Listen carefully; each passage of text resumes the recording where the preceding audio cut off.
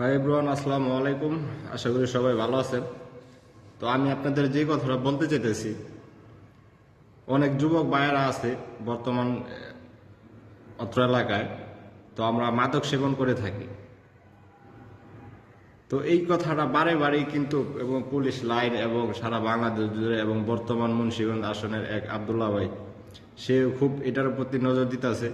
এবং যারা আমরা মাদক সেবন করতেছি না, মাদক সেবনের বাইরেও কিন্তু অনেক লোক আছে অকারেন্স করে থাকি। ঠিক আছে?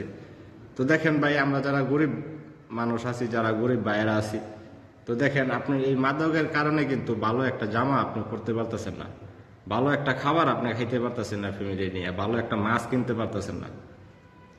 তো যাই হোক, আমি জানি যে আমার এই ভিডিও দীর্ঘ সময় ধরে কেউ দেখবো না।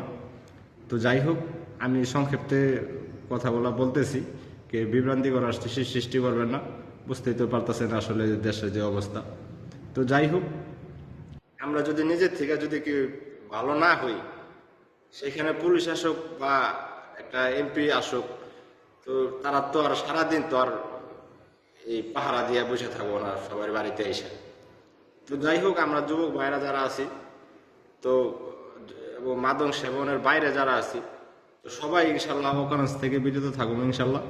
পাশাপাশি 5 ওয়াক্ত নামাজ, 1 ওয়াক্ত নামাজও যারা পড়তে পারতাছি না, নামাজের কথা শুনলেই হাত পা অবশ্যই আহে, ব্লাডের সমস্যা, খুবই সমস্যা। যাই হোক, তো আমরা অবশ্যই চেষ্টা করব 5 ওয়াক্তের যে কোনো একটা ওয়াক্ত নামাজ বাইসা নিতে।